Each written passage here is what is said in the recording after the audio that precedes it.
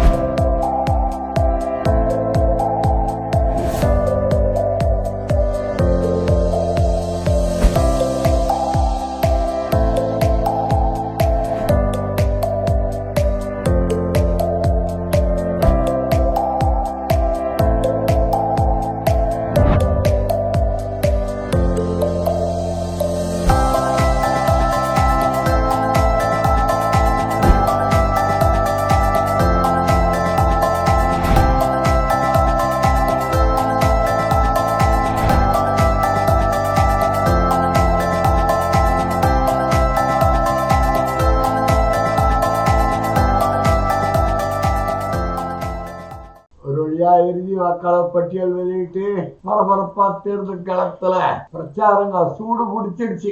உதயசூரிய ஒரு பக்கம் சுட்டி இருக்கிறான், வெயில் கொளுத்துது. சாதாரணமா கொளுத்துல, பயங்கரமா வெயில் கொளுத்துது. சுட்டெரிக்கும் வெயில் வேட்பாளர்களுடைய ஓட்டு வேட்டை வித்தியாசமாலாம் நடக்குது.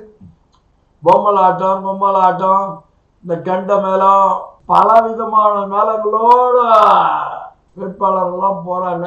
சந்தோஷம். அரசியல்லாம் அப்படிதான் இருக்கும். இதுல என்னடா ஒரு பெரிய பியூட்டின்னா, டென்ஷன் ஆகுறாரு எடப்பாடி. என்ன ஏடா டென்ஷன் ஆகுறாருன்னா, உதயநிதி எங்க பிரச்சாரத்துக்கு போனாலும் சசிகலா காலில் தவந்து உந்து பதவி வாங்கினாரு. போட்டோவோட தேர்தல் இதுல பிரச்சாரம் பண்ற. மக்களால் தேர்ந்தெடுக்கப்பட்ட முதல்வர் அல்ல, சசிகலாவால் தேர்ந்த கூவத்தூரில் உள்ள நடந்த குதிரை ரேஸ்ல வந்த எடப்பாடி பழனிசாமி காலில் தவந்து போய் வந்தது உண்மைதானையா? உண்மையை சொன்னையா உனக்கு பக்குன்னு வருது? அவன் ஜாவனன்ற இவன் ஜாவனன்ற அடா பாவி. எவனுக்கு எவன் ஜாவனன்னு சித்திரகுப்தன் எழுதிட்டான். எவன் கயிறு போடுவான். இந்து சட்டப்படி, இந்து தர்மப்படி யம தர்மராஜா ஒரு செகண்ட் கூட விட்டு வைக்க மாட்டார் கண்ணா. யாருக்கு எந்த நேரத்தில் கயிறு வீசணுமோ அந்த நேரத்தில் வீசுவார். என்ன நீ நினைக்கிற மாதிரிலாம் இல்லை. ஆனா இருந்தாலும் சித்திரகுப்தம் கூட யம தர்மராஜாவை கூப்பிட்டு, உதயநிதியை தொடாத, நம்ம வேலையை கொஞ்ச நாள் அவர் கீழே பார்க்கட்டும், அவரை தொடாதன்னு கூட சொல்லுவான். அவ்வளோ தொலைவுக்கு பணிகள்லாம் செஞ்சுக்கிட்டு பிரச்சாரத்தை பண்ணிக்கிட்டு இருக்காங்க. அவருக்கு சாவு வரணுன்ற பாய். நீ ஒரு சிஎம்மா இருந்த, ஆனா மக்களால் தேர்ந்தெடுக்கப்பட்ட சிஎம் தான் இதெல்லாம் பேச மாட்டேன்.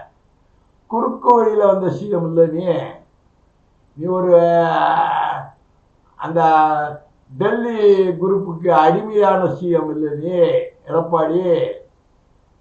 பார், சென்ட்ரல் மினிஸ்டர் சொல்லிக்கிட்டே இருக்கான் பார். நாளைக்கு விஜய கூட்டணியில ஆட்சி அமைக்கிறதுக்கு விஜய கூட்டணியில சேர்த்து ஆட்சி அமைப்போன்ற. அப்ப ஆகுதுல விஜயோ அமித்ஷாவோ ஏற்கனவே ஒரு ஜென்டில்மேன் அக்ரிமெண்ட் போட்டாங்க. அதனால தான் விஜய் சென்ட்ரல் கவர்மெண்ட்டை பத்தி வாயே திறக்க மாட்டேங்கிறான்.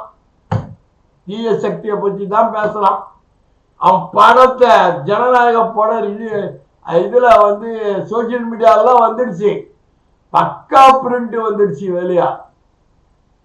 விட்டது ஆதவ அர்ஜுனா டீம்னு சொல்றாங்க.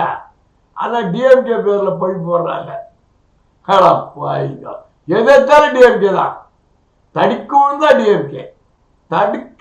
டிஎம்கே. அது அந்த பிரிண்ட்ல எல்லாம் என்ன பிரிண்ட்ல இருந்து அது வெளியே வருதுன்றதெல்லாம் டெக்னிக்கல் லாங்குவேஜ்ல இன்னைக்கு எடுத்துருவாங்க கண்ணா. அவளை சீக்கிரம் இல்லை. இப்பெல்லாம் ரொம்ப தென்னந்தெளிவா ஆயிடுச்சு. அஞ்சத்தான் ஜனநாயக ப்ரொடியூசர் ஆந்திராவில் இருக்கான். பாவம் வெளியே வந்துடுச்சா. தொட்டதெல்லாம் காட்ட எவன் வந்தாலும் சரி, விஜய் கூட ஓடியாரானுங்க வெயில்ல, டூ வீலர்ல பைக்கெல்லாம் கேட்குறானுங்க, ஷூலாம் மெதிக்கிறானுங்க, கையெல்லாம் வச்சா ஷூலாம் எட்டு வதிக்கிறானுங்க, மெதிக்கிறானுங்க. ஒரு சர்வாதிகார அதாவது ஒரு தலைவர்னா எப்படி கூட்டத்தை கூட்டணும்? அமித்ஷா வந்தா கூட்டம் வருது, பிரதமர் வந்தா கூட்டம் வருது, எடப்பாடி போனா கூட்டம் வருது, மு.க. ஸ்டாலின் போனா கூட்டம் வருது, பிரேமலதா போனா கூட்டம் வருது. கூட்டம் வரல யார் சொன்னா? எல்லாருக்கும் கூட்டம் வருது. நீ ஒரு நடிகன், உன்னை பார்க்கணும்னு ஆர்வப்படாதுங்க நிறைய இருக்கு, அதெல்லாம் வராங்க. அதனால அவங்க வர்றதுனால கூட்டம் எல்லாம் ஓட்டாவாது. நீ எங்கேயாவது ஒரு இடத்துல கூட்டத்தை கூட்டி பிரச்சனையே இல்லாம நீ வந்திருக்கியா? சோசியலா மக்கள் மத்தியில ஒரு தலைவரா வந்திருக்கியா? கரூர்ல போச்சு, 42 உயிர் போச்சு. ஃபர்ஸ்ட் மீட்டிங்ல காவ் ஆகிட்ட, இறங்கி உன்னால பார்க்க முடியல. தொடர்ந்து உன்னுடைய பிரச்சாரத்துல எல்லாத்திலையும் சிக்கலே இல்லாம கூட்டம் இல்லை. கேட்டா காவல்துறை, திமுக அரசாங்கம், காவல்துறை இன்னைக்கு சர்வாதிகார போக்கில் இருக்கு. திமுக கையில் இல்லை கண்ணா, இன்னைக்கு பிஜேபி ஆட்சி கையில் இருக்குது. எமர்ஜென்சியை விட கொடூரமா இருக்குது. காலைல ஒருத்தருக்கா, சாயந்தரம் ஒருத்தருக்கா, நைட்டு ஒருத்தருக்கா. அதிகாரிங்க தலைமைச் செயலரை மாத்திட்டாங்க, டிஜிபியை மாத்திட்டாங்க. நீ எவனோ ஒன்னாலும் மாத்தினா உன்னுடைய பீகார் புல்லாலகிடி, மற்ற ஸ்டேட் புல்லாலகிடிலாம் தமிழ்நாட்டில் உங்க பார்ட்னர் எலெக்ஷன் கமிஷனரால நிலநாட்ட முடியாது. அதில் ஒன்றும் சந்தேகமே கிடையாது. நீ நல்லா கேட்டா இப்படி பரப்புரை பண்ணிக்கிட்டு இருக்க.